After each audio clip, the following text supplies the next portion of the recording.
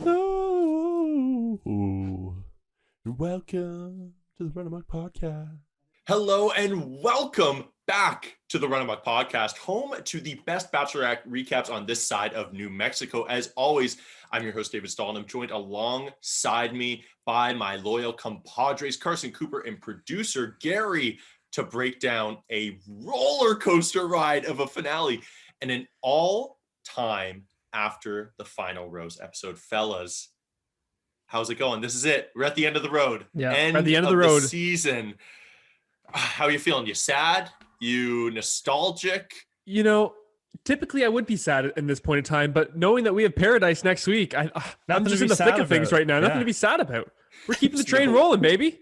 There's no break. There is no break. Now, first things first, before we jump in to the episode, we said it last week. We'll say it again. Got to get the mops out. We got to get those yellow gloves, put them on, get out a couple spray bottles, get the window wipers, because we got a bit of house cleaning to do. We got to do a little bit of housekeeping and just let the people know to please, because you guys have been doing it. We did a call to action at the beginning of last episode, and you guys came through. Rate, review, subscribe. And this one is the biggest because we're not here for the monetization. We're not here for any other reason but wanting to build a community of other people who want to talk about the show we love. So tell your friends. Again, it's a communal show. I'm texting both of you guys constantly throughout the night. I'm texting friends all over throughout the week about it. And if you think that anyone would like our perspective or just another perspective, perhaps a demographic that's not normally talking about the show, well, just send us their way. Send us their way, and perhaps we'll get a new fan out of it. Now, we also got a lot of awesome comments last week. I was reading a couple to you guys, but we said they were so positive. We love hearing from you guys. I'm going to give two people a shout out specifically, but Carson, you were put on the hot seat for one of them. Did you happen to see it? Yeah, I think it's the one you're referring to, and I'm guessing it had something to do with my comments on New Mexico. Yes, so we've been very critical. We should say we've been very, very critical all season long of the aesthetic, the dry aesthetic of New Mexico. Yeah. And I don't want to misquote the person, but essentially they were like, "Hey, I live in New Mexico. It's not the seventh circle of hell. Stop making it sound like I'm living in a fallout shelter and in the middle of the Sahara Desert." So you know what? All we asked for is for people to give us one example of something beautiful that is not currently dying in New Mexico. I'll say this. She didn't give us an example. However, I'm going to assume that she is something beautiful that is thriving. So in New Mexico. I guess we'll apologize. I'm still skeptical, but perhaps we should take a road trip down, do a live pod. We should. Mexico. That's right. Yeah. If we can get Wi-Fi somewhere. All right, that's it. There's a cell tower nearby. I don't know. Goodbye, New Mexico. That's our last little dig of the season. Also, we have had a lot of Greg feedback, which we'll get into. The Greg camp is strong. We're skeptical of Greg. Has that changed after the final rose? We'll get into it. Not really. But I think he came on and strategically acted exactly as he should have, and just pretty much went emotionally into the fetal position and just took the beating. And that's really all he could have done. But we have a lot of, and I get it, man. People, we have friends who are on the Greg bandwagon heavy. I'll say I've seldom seen a contestant like once because people got on the Greg bandwagon early and they thought like, oh, he's cute, he's shy, he's funny, he's charming, he has this rich, deep backstory, and so you really fall in love with him. And he's one of those guys. I'm not saying he's like, I don't know him, but like there are some of those guys that you just trust inherently, and then when they break your heart, it's tough to let go. It's tough to forget the guy you're introduced to. I think a lot of our friends are sipping on that Greg Kool-Aid right as they drive off the cliff. Now, two people I wanted to shout out to, I wish, whatever, I guess it's the internet. They don't want to be putting their names out there because the internet is full of insane people. So fair enough. But their YouTube names, Loved by You and Invisible Blues, they gave us really, really nice comments. And basically they were like, hey, you guys give a unique perspective, and we're new fans and we can't wait to listen to more. So thank you so much. And but the thing is, look, I'm 23, Coop, you're 23, Gary, you're 24. Young guys, I like to think that we have some emotional maturity. However, we're not going to be right every time. And I hate podcasts that act like they're the authority, like the hard authority, especially on something as complex as relationships and really tangled emotions. So that being said, we're going to swing and miss sometimes. I get corrected by our friends. We want to give us your feedback. When you disagree, you can still be a fan and disagree. Not agree with us. Yeah, exactly. So even if your feedback some weeks is saying, hey, fair enough, I disagree with this.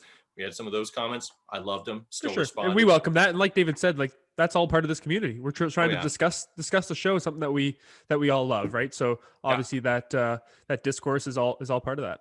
And that's what's kind of neat about that. I know it's a silly reality show. I love it, but at the end of the day, it's just a show. But it's a show about pretty intense relationships and moving at a very accelerated pace. And I think maybe we can all learn along the way. Now, that being said, that's a perfect segue into jumping in to our final episode of what has been a fantastic season, a season that we were skeptical of, a season that we were worried about. Weird dynamic, a weird way that they edited this season though. Like we start off, we kind of get the flashback of all the trauma we went through last week. Then we see Katie wallowing in her bed. It's a very weird dynamic of the cameras just kind of watching her go through some shit. Full makeup on, fully clothed, I will say, but I still wallowing in bed. And then we get to kind of see the love story with Blake. Then we're brought back to Greg. It was just like, I kind of wish they did all the Greg stuff at the beginning and then let us see the love story with Blake, because I didn't know how I felt about Blake because we were getting this Greg stuff in between. How about you guys? I felt the exact same thing when we were watching. I felt like traditionally that's something you establish at the beginning of the episode, and then you leave and you move on. You focus on the beautiful relationship that was to come. Whereas we kept getting kind of reminded about Greg this whole way through, and then not only just from the episode itself, but then after the final rose, obviously, then he was brought in after the fact. So like you said, you could almost never really fully commit yourself to that watching and enjoying that relationship between Katie and Blake, because you kept getting reminded of Greg. And for some people, that would fire you up. It would be. It absolutely would. But first things first, let's jump into Blake's date now. Not the family date, the fantasy suite date. First of all, I don't know if you guys caught this. I hope one of our viewers would have as well. 10 Things I Hate About You. Love that movie. This date, blatantly plagiarized from it. Blatantly ripped from it. When they're throwing the paint at each other at the course or whatever it was in the middle of the Mojave Desert. All right, blatantly plagiarized. No credit given, but to Heath Ledger or I shouldn't have started saying actors' names. I'm in trouble now. Someone can correct me in the comment section. But now, also the beginning of the day, when they go down to where they first got the horses, I love how Katie goes, "Do you remember this area?" Yeah, I've been in the same 50-foot square area for the past. I mean, my record's right there. I could walk 50K and I could probably say I looks like I remember this area as well. Yeah. Oh man, but I've seen that tumbleweed before. And I'm wondering how you guys feel about this, because this dynamic does come up later after the final rose. And so it's funny, I'm just realizing it now. We kind of got a bit of foreshadowing into this, because Katie is venting to Blake about how sad she is that Greg left. Yeah. And that, to me, fair enough. If I'm Blake, I'm thinking, fair enough, appreciate the honesty, but maybe, you know what, maybe some relationships can have a few things left in the dark. Dude, imagine having to comfort your girl over her boyfriend breaking up with her. I get that's the show, but yeah, Blake here hits her with the, that's a lot. And my thought was for the kiss. That's as good as I could have done. Fair enough, my man. I don't know. What were your thoughts on that? I loved how he's exactly what Carson says. He's like, I need to think on this. And then just immediately goes in for the makeout for 5 minutes straight. He's just thinking the whole time. The perfect Blake classy moment. Move. Yeah. Good job, Blake. Good. Interesting. interesting you brought that up. So I was watching with my girlfriend last night, Mhm. and we kind of had differing opinions on this. Initially, at that moment in time, I had the same thought as you, David. I said, "Oh, like, imagine being Blake right now, just listening to how upset and kind of torn she is that her other boyfriend just left." And Yeah. my girlfriend was kind of saying, "Yeah, but like." She went on to what you said about being honest, and she really harped onto that in her, I guess, personal life. She would really appreciate that kind of honesty and that two-way street. And what we find out as the episode progresses and a bit into the final rose is that honesty really did strengthen their relationship, because she was able to look at Blake and say, wow, I poured my heart out to Blake, pretty much saying how much I enjoyed the time with my ex-boyfriend, and he still loved me for who I was and still wanted to go the next mile with him. So Yeah. in the moment, yes, David, I thought the exact same thing as you. I said, wow, that would suck to be Blake at this moment. But as it progressed, I guess you can kind of see how it paid off. It's funny you say that, because I was watching with my girlfriend as well, and she just agreed with me. She was like, yeah, that's really weird that she's doing that. Yeah. So like it just depends on the person. I get what you're saying, Coop.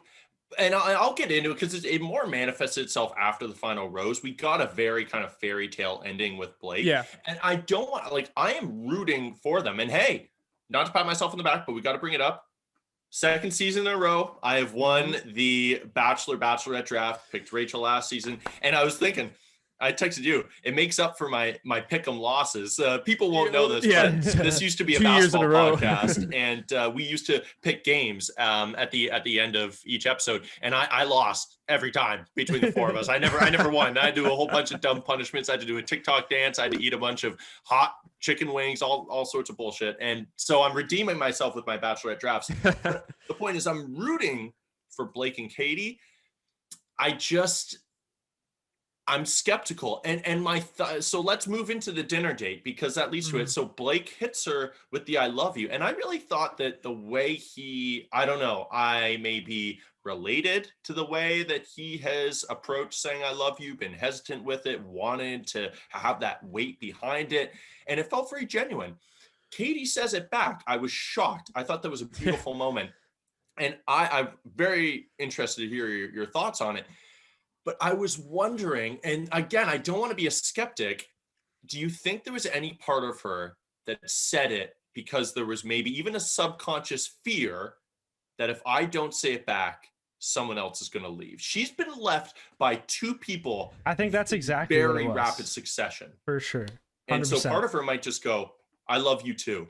Just like, I want to be with someone. Also, there's another part to it, is she said she wouldn't say it until the last guy's left, like the guy she knows, and the other guy was Justin. So she was just like, it was the last guy. Yeah. Oh man. Oh god. Sorry, David. Just before you hopped on, Gary and I were just kind of chit chatting back and forth, and we were just kind of talking about how, you kind of, I guess, playing into what you said, that, maybe she was worried that, if she doesn't say it to Blake, we're leaving Justin out of this conversation, but if she didn't say it to Blake, that he would ultimately end up leaving, especially kind of after she outpoured herself about her feelings for Greg, right? And you can see his face was a little weary in that. And it kind of makes us question a little bit.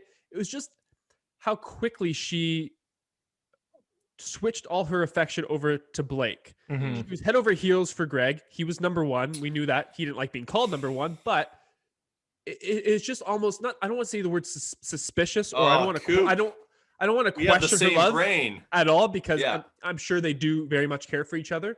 But just all of a sudden, like a day later, all those feelings and emotions, that pent up feelings and emotions that she displayed for Greg, were just all of a sudden gone. And now Blake's becomes this guy that she's her soulmate, she's in love with, and she's just head over heels for. So that was a little almost concerning, or something to mention, I think. Now we talked about how quickly that switched. That was the word that came to my mind, and I totally agree. It's too harsh. Suspicious is too harsh. Yeah, I don't think that's a good word, but that, again, after the final rose, I thought it was so revealing, which is weird because it wasn't even live, which I don't like. I do not like it was not live, and I do not trust the producers. I'll say that right now. I heard they didn't like Katie. That was established. I don't know if she got a great edit. I'm just saying, I want to see that shit live. I don't want anyone honestly cutting up these reactions. I don't think she's got a great edit all season. No, I agree. I think she's been great in spite of the edit. But I will say that, like, in the after the final rose, they asked her, what was the moment where you fell in love with Blake? And she was basically like, yeah, like kind of then, the same time. Like when he said it, I was like, oh, well then, really? like that feels reactionary. And reactionary like, sure, there you can put some weight behind them, but you also got to take like gut reactionary responses, especially with something that's serious. For sure, especially when Blake grain of salt. Pinpoint, like he went to that story a couple times of how he realized that he was in love with Katie. And he thought that was a very cute story. It was very cute story because he said it in detail, perfectly scripted 2 times in a row. But to the fact that she scored a point in road hockey. And she was backpedaling with her hands up, and she goes, he's told that story so go many America. times, I bet. He's told it to a million people, which is fine. Yeah. You got your cute story, but it's very clear of like, what I'm trying to say is that he was able to pinpoint it to a very specific moment, and in his brain, he just thought to himself, you know, like, wow, I really love this girl. Yeah. And for her to just kind of say, like when he said it, like then I felt it. Like, but like you said, we don't know how that conversation or that dialogue was kind of manipulated, but and we'll get into it. But we do get, now we've been begging for that. You texted me this, Gary. You texted me because for a long time we've said, and not to be crass to our new listeners, look, I'm not trying to be a busybody. I'm just saying I would like a little ticker at the bottom of the screen informing us when people have fornicated and had sex. I just would like to know when the fantasy suite, when the deed is done. I don't need any sort, like I don't need hidden cameras in there or whatever. I just want to know bang or no bang, because Matt James's season, there was a lot of ambiguity, left me reeling whether him and Bree did the deed all for weeks after. But there was the first time in a long time, no ambiguity. No, bra on the floor, bra on the floor, hand up to the bed. That's all we need. That is all we need. And Katie's throwing, she's giving deets to Caitlin. I loved it. I just like, especially with someone like Blake and Katie, you have to. But, and again, none of this matters whatsoever. But who would have expected going in this season that there would be only one fantasy suite used, or that there would only be one guy? Something, again, not that matters at all. But Katie's season, it was marketed with the whole like, this is the sexy season. Not that sexy of a season, which is fine. It was still fantastic. But okay, let's jump real quick. Sorry, my man. I don't mean it's being real quick, but let's go through Justin's date. It wasn't a date. It wasn't a date. No, it wasn't. It was a breakup. She hit him with the like, the transition to the date was horrible too. She goes, like she was so happy. She's talking to Caitlin. She's like, yeah, we had sex a million times, whatever. And Caitlin goes, so are you like, what's the next step? She goes, well, I'm 100% sure Blake's my man. And she goes, well, yeah, but you have a date with Justin today. And then it just cuts over to Justin getting ready in the mirror. He's like, he's pumped. I'm pumped. Final 2, baby. They're playing his solo interview in the background. Like, I'm so excited. We're gonna have such a great day. And then Katie's like wallowing on the steps. Like, I don't know. I'm gonna break the news to him. Man. It's like, I'm so pumped. It's gonna be a great day. We're gonna do this. We're gonna do that. And then boom. So tough. I texted David last night. Gary, I told you this. I said, poor Justin, man. Like, the guy can't catch a break. And then I immediately texted back and said, actually, he's cut a break every week to get here. So he can't stop catching a break. It did not feel like a final 2 exit, obviously, right? No. I'm not trying to be a dick. Like he did say, I feel bad for him too. He said after the final rose, am I here by default? We'll get into that conversation briefly later. But so I do feel for him. But at the same time, it felt like a final 4, maybe even like a final 5 exit. For sure. Like a final 2 exit is what you'd expect out of a Greg exit, that level of emotion. Sure. Right. Sure. Yeah. Yes. And we've seen that time and time again. It's normally, even if it is like locked in, and at least there is some drama surrounding it. It's just none whatsoever. I feel for him though. What I will say is ended the show pretty well. Pretty well. Everyone loves him. Agreed. Everyone loves Justin. Yeah. Funny guy, like good looking guy. Very funny. Yeah. And also it's tough, man, because like, yes, those tears, like I'll lock in right now. Those tears on that step were fake, and that's fine, Justin. You're on a show. You want to milk it. You want to leave on a high note, but those tears were not real. He was wiping away air, man. You see him there. It's nothing. It was a producer note. Let's be real. There. Like, a little bit. We need something. That being said, you're in a like, you have to think of the show in a vacuum. He said, like, I'm trying not to think about the other relationships in that vacuum. I'm sure it feels like the greatest connection, right? It's tough to judge. You're not on the other dates. Exactly. And that's something we've talked about in weeks prior to, is how real are those relationships, or how real they can feel when you're in that vacuum, right? And when you're in that isolated bachelor or bachelorette community. But when you break out into the real world and do real world things with your partner, that's when things kind of can switch up. Yeah, totally. Now, I guess, okay, and that was, I mean, I don't really know if we need to get into more of Justin. Do you think? I don't know. No, absolutely. You're good? Okay. Let's jump into, oh man. Coop, I want you first, hold on. Take a couple deep breaths, okay? Calm down. It's okay. She's not here, okay? But we have to talk about Katie's family. We have to talk about Aunt Lindsay.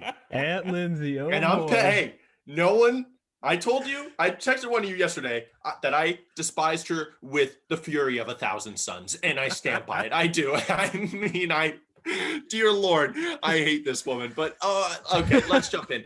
Dude, she is a tough cookie, and she was saying to the camera, like, I don't know how this is gonna work. They live in different countries, they have different jobs, blah blah blah blah.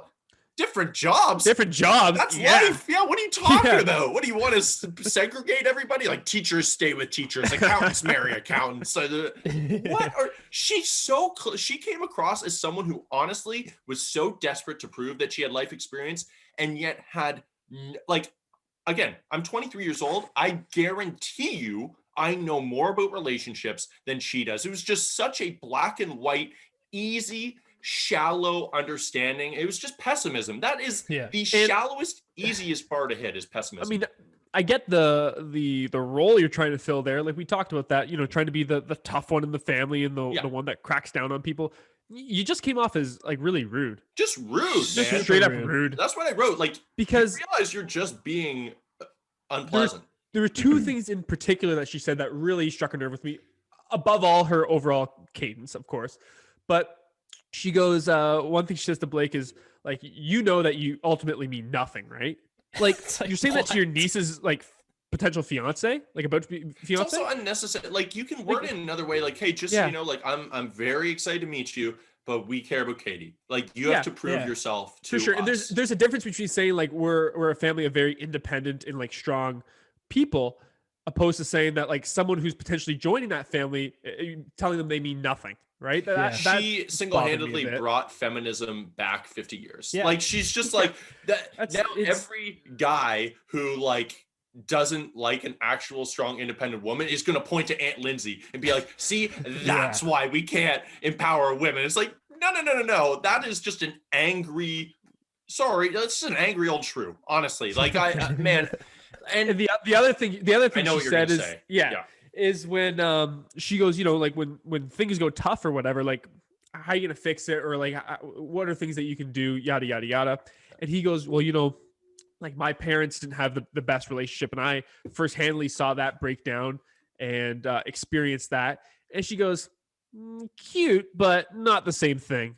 She goes, that didn't really involve you. Yeah. Dude, what do you mean? Yeah. Like, like, that didn't involve a child of divorce isn't in the middle, it doesn't understand relationships, then doesn't learn. I think she compared that bothered me above all. Like, watching a car crash and being in a car crash. Like, he's very much, like, he's just as like being the back seat of a car crash. Yeah, exactly. Yeah, it was just, it was the most absurd thing ever. And what I will say is, like you just said, Coop, great to be protective. I understand, like, Katie's clearly been through a lot. I don't even know if her family knows about, like, the sort of sexual trauma that she tapped into, but obviously she has familial trauma with her father passing away as well. Like, there's stuff going on that make them maybe more protective than the average aunt and mom. Her mom, I get that. Yeah, dude, man, her was mom just played it perfectly. and protective and cautious. You're right, Gary. Like, she sat on that fence perfecly. Yeah, and we know about sitting on fences on this podcast. We love sitting on fences. Yeah, we're but she did professionals when it comes to that. But so we really appreciate, like, the strong independent, like, woman, but, like, it's just like she just came across so toxic, and then we get Katie's mom coming in, just a perfect woman, just so confident in herself. She knows how to be polite, and she's just like, listen, Blake, we're gonna real questions. Yeah, exactly. Productive questions. Productive questions. Not just chirping the shit out of Blake for no reason. Like, what the? Aunt Lindsay goes, yeah, there's a fight. What would you do? No details. What's the fight about? Like, what's the dynamic? Just like, what does that mean? Fix this ambiguous it's a relationship. fight. Has nothing to do with you. When we fight, has nothing to do with you.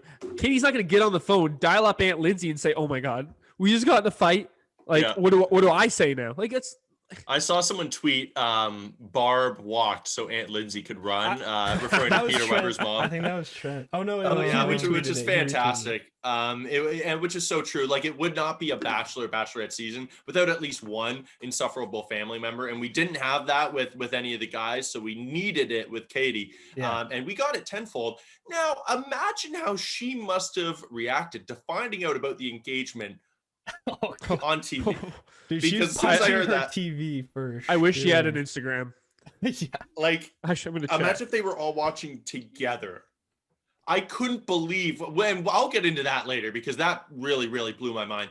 But again, look, I get, just to kind of sum it up here, I get not wanting to get sucked into the charm, but part of love and marriage is faith, especially from the outside. When you're not a part of it, when you're a family member, you just have to have faith in your, whether it's your daughter or your niece, picking the right person, and then just be there if it falls apart. You cannot blueprint everything. You can have everything figured out on paper, and a wrecking ball can still run through it all. For sure. That's not the key. But the only way that you know that you have to let your daughter, your son, just have faith in the relationship for it to move forward is if you've gone through it yourself, which tells me that Lizzie is living by herself. It just does. She had a ring on. I was searching for that. Yeah, I know she did. Yeah.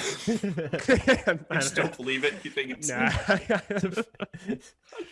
hot take. It's for sure. No, Tayshia, I didn't really write down a real quote of the episode, but Tayshia had a great one. Once they leave that scene, she goes, Katie's family may have just ruined everything. Just straight up drops like Katie's family may have ruined everything. Well, shots at Aunt Lindsay. I know we're gonna get into this, but I texted David. I said, when Blake was kind of humming and hawing, 15 minutes later down the episode, I said, if he walks, I'm pinning it on one person. You can't convince me otherwise. You can't. No, that's clearly what Tayshia thought too. All right, and then we get the I don't even really want to get into it. We get a terrifying, I'm not trying to make fun of the culture. I'm sure it's a real ceremony.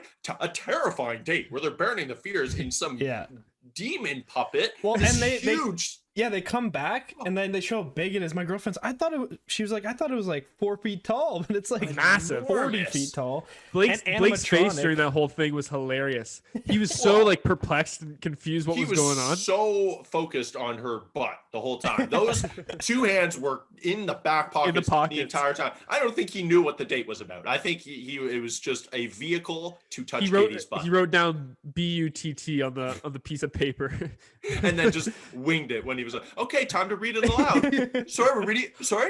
We're reading these aloud. These aren't things we like about each other.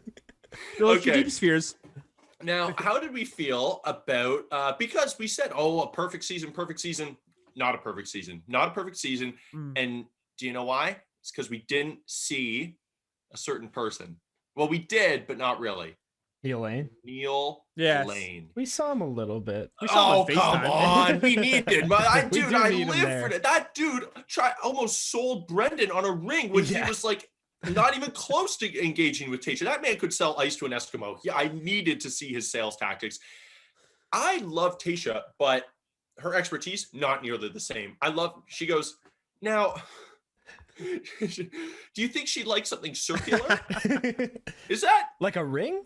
Is that a technical term? Yeah.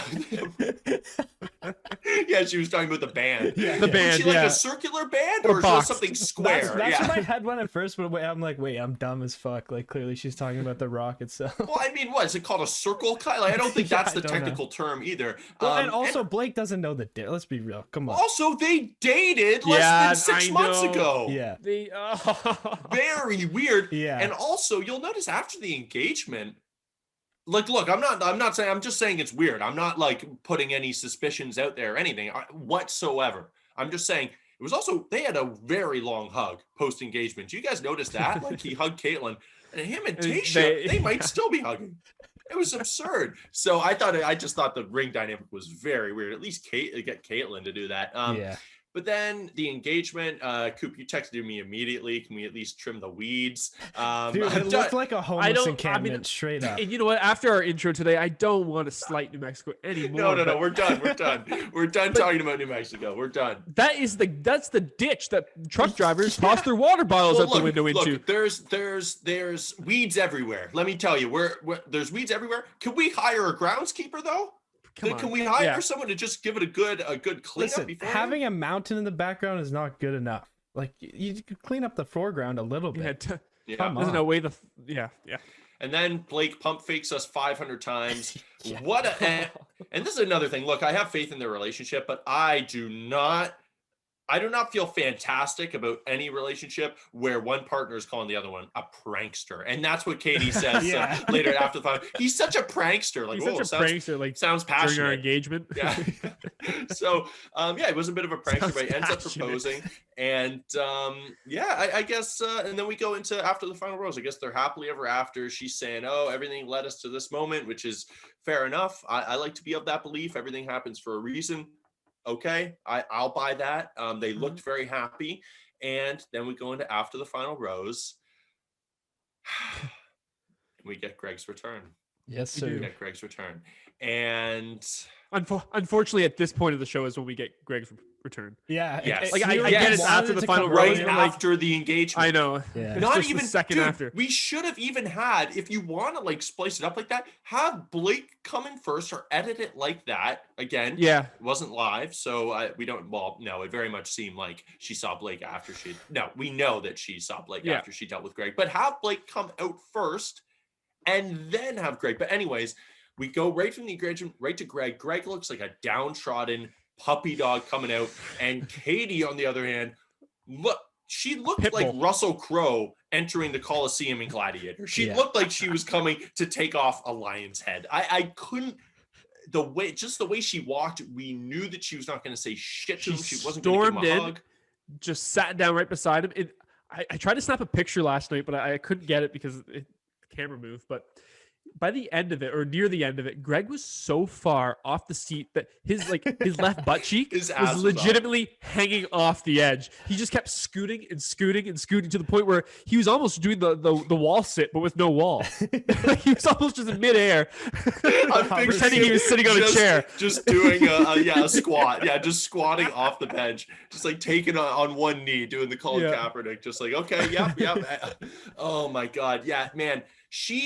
But okay, let me say this though, because it's tough. Okay, so we last week, and we got someone giving us some flack for saying that we thought Greg was emotionally manipulative. Last week, we did not like his actions. I'll say, if you want our thoughts, you can go back. We've posted clips of it, so you don't have to watch the whole episode, but you can if you want our full, long kind of explanation of that whole Greg Katie saga.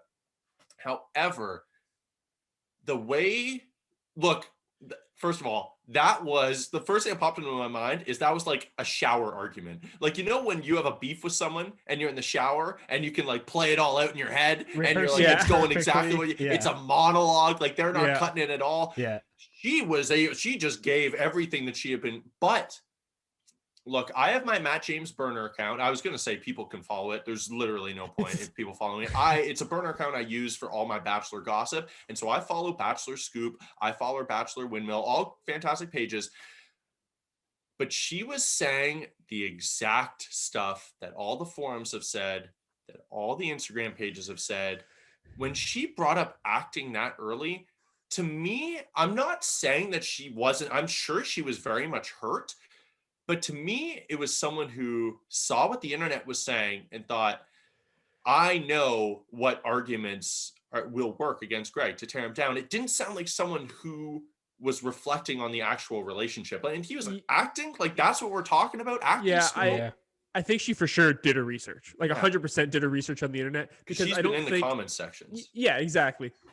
I don't think when it was actually going down, when they were shooting in New Mexico, that she was thinking, oh, this is his acting shining through. Like, Yeah. right? Like, Yeah. she's obviously, when she was talking about after the final rose, she's not reflecting on her feelings then. She's reflecting on, some newfound knowledge that she gained along the way as the show aired, which is fine to an extent. But you're right. A lot of the extra arguments that weren't necessarily there before seem to be kind of crowdsourced in a way. Yeah. Like, I don't know. I agree. And look, we lay somewhere in the middle last week. Well, at least I did. Maybe you guys can disagree, but I think we all were kind of on the same page of like, I don't think he came on there just for publicity. Yeah. In my opinion, I think he realized very quickly, it just all came flooding to him like, holy shit, I'm on a show. Like, this is all very contrived, or it's very controlled. Like, and it just panicked. And of course, she was right in saying he came into that room not giving her a chance. She also pretty much took the words out of our mouth when we said last week, and this I stand by. Yeah, agreed. If this is the love of your life, you do not just walk by someone on their knees begging you to stay. Yeah.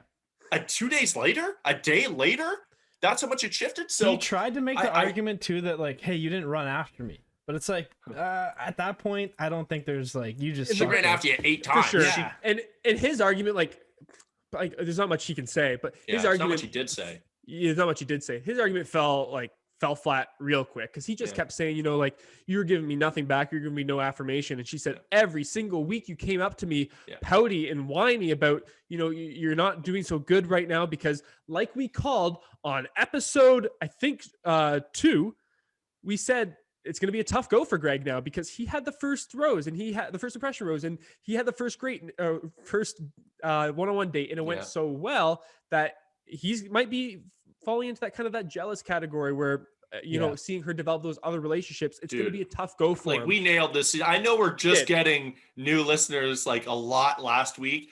We pretty much blueprinted this whole season. We called it, and like we saw, every single week to an extent, he in some way went up to Katie and said, like, I'm not doing so well. And every week she gave him that assurance that, you're essentially, you're at the top. Like, you're my number one guy. Like, you're going to be here for the distance. At the end of the day, we are on a show where I'm contractually obligated to explore these other relationships. And so like you said, and like Katie said, were you ever really that in love with me if I'm on my hands and knees begging for you to stay and you just get up and walk away? Now, let me ask you this, though. And there was a lot of passion there. It was anger, but there was a lot of emotion. Yeah. There was a lot of passion. And it creeped into my brain of like, this does not seem like someone who is over someone else. This seems like someone who is still cut by someone that they may still have some lingering feelings. It felt very much like a reaction. Like, when someone like has pissed you off, but you still like them, so you just want to love them. Love them. In fact, you just want to be as mean to them as possible. Like, it's kind of like guys like pushing each other into lockers and shit, and it's not out of like, hey, I'm bullying the shit out of you. It's like, hey, I want to impress this girl or something, like show my ferocity or whatever. I think that's what kind of Katie was doing, just trying. I think she's still in love with Greg. I don't think an interesting point on that. My mother, who's an avid watcher of the show. Oh, I didn't know that. Wow. Yeah, she is. Missed last week's episode. Okay, I said, Mom, you got to catch up on this. Like, this is Greg's big departure. Of course, she didn't before the finale, but she watched the finale anyways. Oh man, and wow! I know, crazy. Must have been a rude awakening. Holy shit! Yeah. So she was quick to identify that. Yeah, even after the final rose segment, Greg seemed to be a bit manipulative with his actions and comments. Same as he was in the actual episode. But she also mentioned exactly what you said, is that she came with so much veracity that embodied so much passion as well. Yeah, it felt like she was fighting for him still. Her first comment was, like, there's no way she's over that guy. Yeah. Like, there's no way.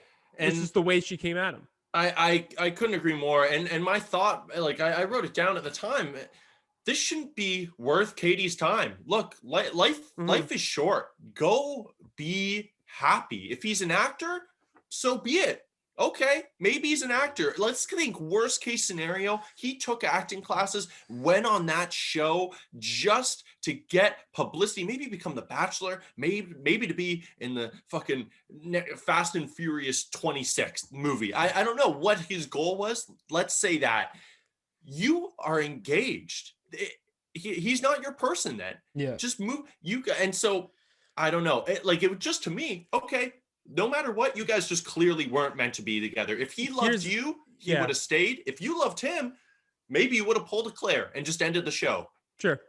Here's a question for you. Like, in that moment, what do you think Blake's processing that whole thing as backstage? So let's jump into Blake and Katie. Because he comes out, right? And the first thing I noticed is yes, I would feel very weird if I was Blake in that moment. And again, I'm rooting for them. It could have just been she's mad. It could have just been like me. I'm not saying she's definitely in love with him. Mm-hmm. Maybe she was just pissed and thought, I'm just realizing this after the fact. I haven't gotten the chance to defend myself. Yeah, maybe it was a bit of an ego thing of like, this was my show and you took over the narrative and changed the game. I'm going to get back at you. But if I'm him, I'm thinking like, am I not enough? And he comes out and she gives him this pointed kiss. It was a kiss that was a direct message to Greg and nothing else. And I would have in that moment been like, what was this kiss? Like, what? Yeah. You're kissing your fiance in order to show another guy that you're happy. Yeah, I kind of noticed that too. Interesting point. Which is like, again, I'm not villainizing her. These are very relatable things. I'm sure I've probably done the same thing. Maybe someone I'm happy with, I'm showing them off because I want to show someone else. Look how happy I am. It's very common. It's very hard to interpret that from our position, right? It's very hard to interpret her actions and why she did that, whether she's doing it with any sort of malice or even from her position. I feel like it's hard to interpret. Like maybe she doesn't know she's doing it. I can imagine it is. I was just curious. Like, I don't know. Like, I don't know if I was Blake in that situation, how I would perceive that. And you know what? He knows her. So like, obviously he could easily say like, that's my girl. Like you show him. He said it was whatever. Sexy. Yeah, exactly. Right. So great. Yeah. What do we know? What do we know? Yeah, exactly. But all I'm saying is like, Gary, I don't think it was purposeful too. Like you said, like she doesn't even know. I think it's just a subconscious thing but that's almost what makes it worse. It's like, subconsciously you still needed to prove something to Greg. It shouldn't matter. Life is short. You have a fiance. This is someone you want to be with forever. Well, forever starts right now. Go enjoy it because Greg's out doing his thing with Bree, which we don't have time to get into. Maybe that's for a future episode. But Blake and Katie, I don't know. There wasn't really a lot to get into. Hopefully this is the last time I have to hear Memorize You ever. Sorry if anyone likes that song. Sorry if anyone's a big Lane Hardy fan. Dear Lord, I said in the moment, I'll say it now. Again, we blueprinted this whole season. The first time it played, I said, well, that's their song. And that's unfortunate. We heard it two more times in the season. Two more episodes. And I mean, was that not the weirdest moment you've ever seen where all these, did they always, like, no offense to the guys, very creepy looking guys struggling to pick up boom boxes and sway them. Guys are fumbling them on the ground. It was the weirdest shit I've ever seen. I thought it was so strange. Like his transition into it, he goes something along the lines of, I've always had I've always struggled to find the right words to do this. Yeah. And there's just like a weird pause for a second. Yeah. And then like rose guys petals start Q. Falling. Guys missed their cue. Why guys are slowly. It's not live. Yeah. Edit it out. And the chick who kissed Connor B, she was way too quick on the cue. And then the guys with the boom boxes were way too slow on the cue. We gotta tighten it up. Tighten it up, Bachelor Nation. I know we've made some changes in production, but that's no excuse. Again, I just don't know if we got the word prankster. I just don't know if there's the same level of passion there. Look, there is a connection there. I don't know. Like looking at it back now and kind of talking about it, this seemed like one of those relationships or one of those seasons that would end if these two stay together with, let's see how it goes after the show. And not end an engagement, but kind of stay together, right? And Tayshia says to Blake when I think they're picking out the rings, and he's like kind of having some second thoughts, or he's just kind of reflecting on everything. And she goes like, "If you're not committed, you need to let her go." Like, whoa. No, he doesn't. Like that's I've seen many episodes or many seasons where what a crazy concept. Yeah, there's no you gotta engagement, but never they talk to start her dating. again. Yeah, You better get on that horse and start riding yeah. tonight. You better take at me on midnight. that horse. Yeah. Dear So- Lord, Tasha, slow down. No. That's Greg and Katie. Had it gone the distance, yes. That passion I could see ending it in an engagement. This one I kind of foresaw dating. Dating. Yeah. So did I. Yeah, but again, we're rooting. Like, I think Blake's a great dude. Yeah, I think Katie's and you know awesome what? too. And they I was seem saying cute it for together. weeks. I wanted Blake to win, even though Greg and Justin were two guys I had my draft. Yeah. No, reluctantly. but again, we root for love. We root for We do love root on for this love, show. yes. Yeah, we root Yeah. for the best. And so hopefully it works out. And I don't think it's like doomed by any means. I just there's a lot of dynamics. Yeah. Sure. Now, her family finding out. I think that's super sketchy. I think that is that's super really bad weird. for the relationship. Why would for you sure. Why would you not give your tell- mom a phone call? At least Lizzie, like at least let her know, Oh so no, she can sleep Lindsay at night. doesn't. She doesn't deserve to know. Yeah, let her. Like, I'm sure she's fucking somewhere You in her 2003 Dodge Grand Caravan. I don't think she has a driving to TV. kill I don't Blake. think she has a TV. Yeah, she's listening to antenna radio in her log cabin in the wilderness. Do you think the resort security in New Mexico has ever caught her trying to climb over the fence to snoop around and see what's going on? to kill Blake in his sleep? To Yeah, kill all of them. Not a fan. All the men. Not a fan. Aunt Lindsay, come on the program and defend Hold on yourself. a second. Is it Lizzie or Lindsay? It's what did I say? Lizzie? Oh, is it Lindsay? It's Lindsay. Oh, Yeah, I was saying Lizzie Lindsay. for the past 14 hours. That's pretty close. You gotta pass. She doesn't deserve to. She's honestly like not even like Barb. At least she was maddening. She was a character. Lindsay is just like, dear Lord, like you're just tiring to listen to, exhausting. Anyways, moving forward. So we get a great. I guess we kind of just, I don't know if there's any big Justin fans. I mean, was there anything where like he does return? Look, all I'll say is it seems like we missed a bunch of footage on him. And that's all I'll say is that their relationship was probably more than we saw. Right. Yeah. And 100%. I don't know if it was her that said this or maybe it was him, but he said, like there was a lot that went on, obviously that no one got to see. Yeah. Same And- with Brendan, I'm sure. Like, Oh, we sure. missed stuff. Well, yeah, for sure. With everyone, right? And Yeah. like, but the great thing is like, you want to leave the season with me wanting more of you. Not only do I want more of Justin, I need more of Justin. Yeah. I don't know what capacity he could work on Paradise.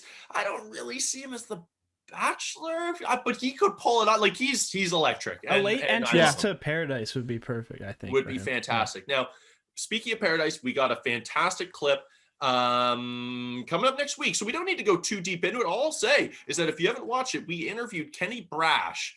Great interview, great dude. Guy is in the promos all over. Seems like a very popular dude. That guy's built for Paradise. Oh, and yeah. that guy's naked as hell throughout most of the season, it looks like. Not a lot of sans clothes for our guy, Kenny. You can find that episode. And I have a sneaking suspicion that Ed Wisepro is going to be coming on late. And we also have an interview with him. A friend of the program. Awesome dudes, both of those guys. So dude, we are geniuses. I said to Kenny, do you remember this, Gary? I said, you're going to go on Bachelor in Paradise and you are going to have a fling with Mari. Yep. This was long before they filmed. And he smiled and laughed. And I said, you don't have to say anything. Look, it seems like it's not going to work out, but he absolutely has a fling with Mari at some point. As if I called that, dude. Let's go. Let's fucking go. Insane. That's wild. I We've been on wonder- this past season. Like I just want to say we've been on one. a roll. We've been Yeah. on everyone. Like we've been We have. hitting things. Yeah. Now, I have a couple questions here. How much faith do you have in Blake and Katie? Put it at a 1 through 10. 10 being they're locked in, 60 years of marriage, happiness forever. 1 being nope, not a chance. How you feeling? I'm Start with actually you, going Gary. like 4, dude. Like pretty low. Wow, Jeez. Just doesn't That feel is- right, man.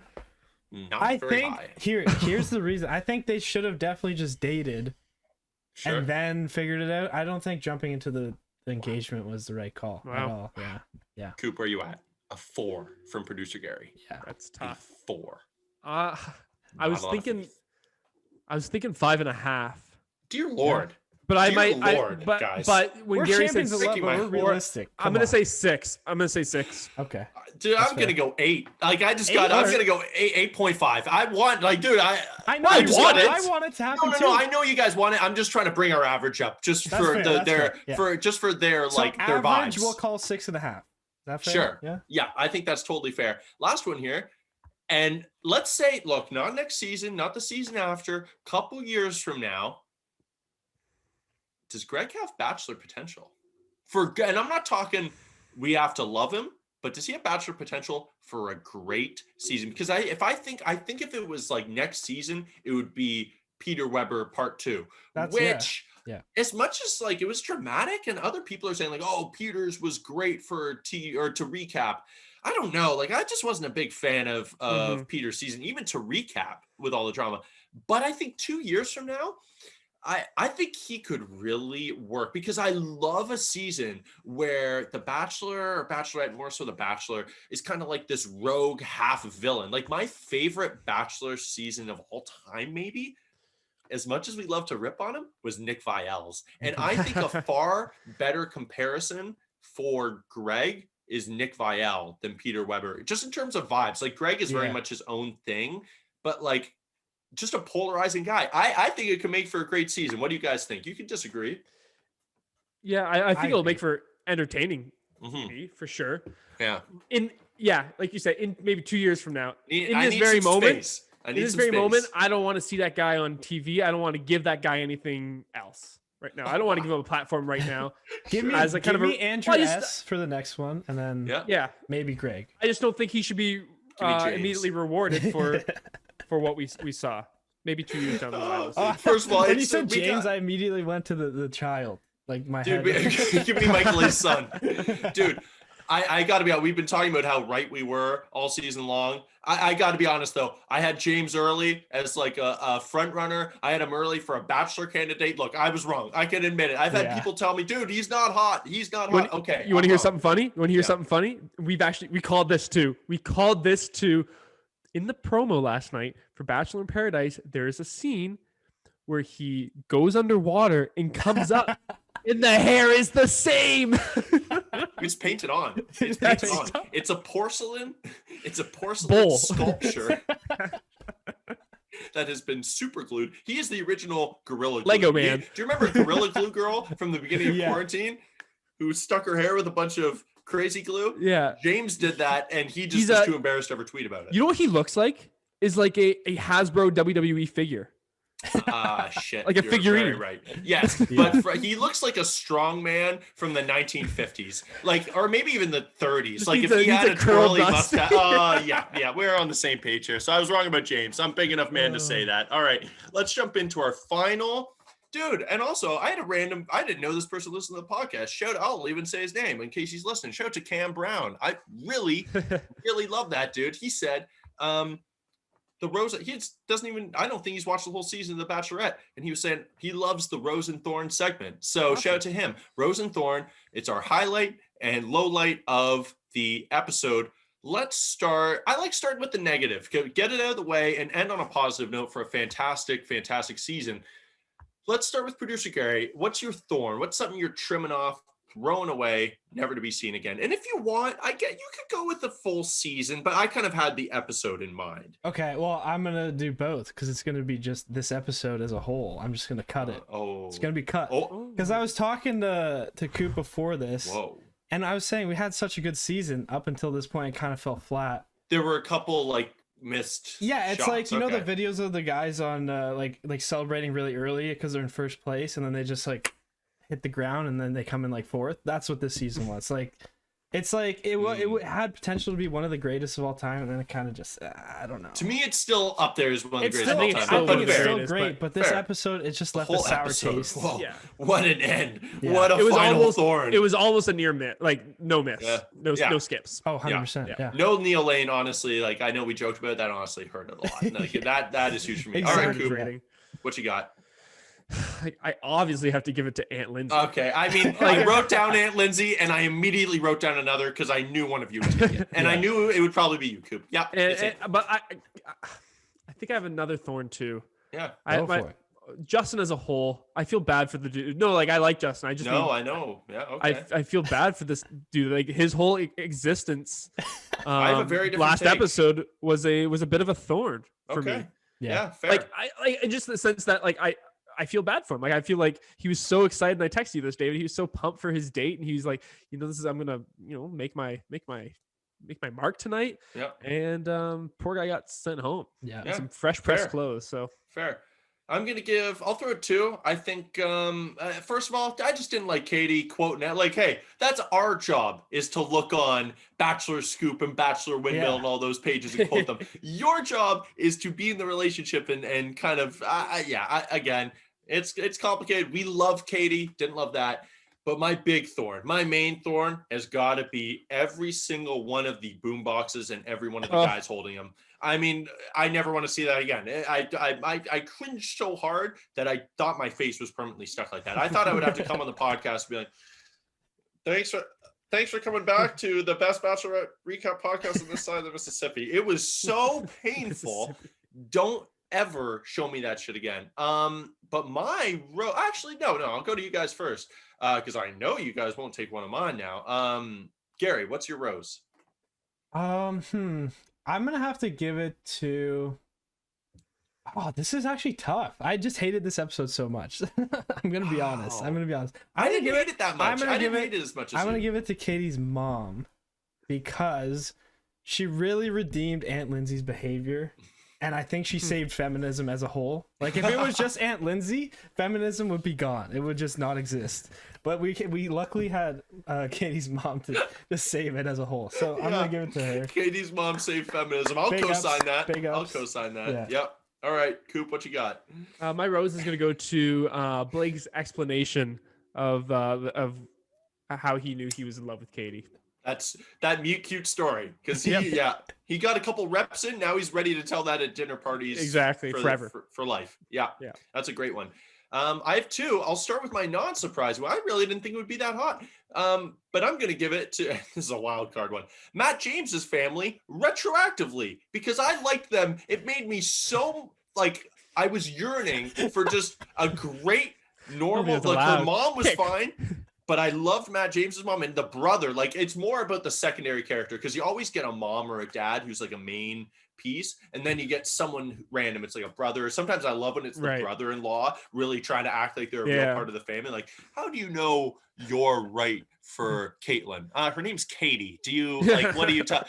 But yeah, I mean, Matt's brother was the best, and now we get Aunt Lindsay as the side character. So, shout out to Matt James's family, bit of a wild card rose. Didn't see that coming. But my other one is actually Justin's exit. I disagree. I don't feel bad for Justin one bit because the man deserved a break, and he goes out with the entire world adoring him. Yeah. I think down the road, this is going to play off perfectly for him. Yeah. Like, this is perfect. On top with a fantastic monologue. He rocked some fake tears that came across. The crowd was loving it. His reaction to the monologue was so authentic. He was blown away. It was just so endearing. And there's the big thing is that when Katie saw him, was like, "Oh yeah, Justin, yeah, I love you. Yeah, we have more of a connection than I thought." Like, and then we go into like, and then we see Blake. It's like, oh dear Lord, oh my gosh! Like he had no ill will from Katie or the viewers. Just a perfect run for a guy who really was punching above his weight. So happy to see Justin. And I guess little final rose from all 3 of us collectively to Blake and Katie. Congratulations.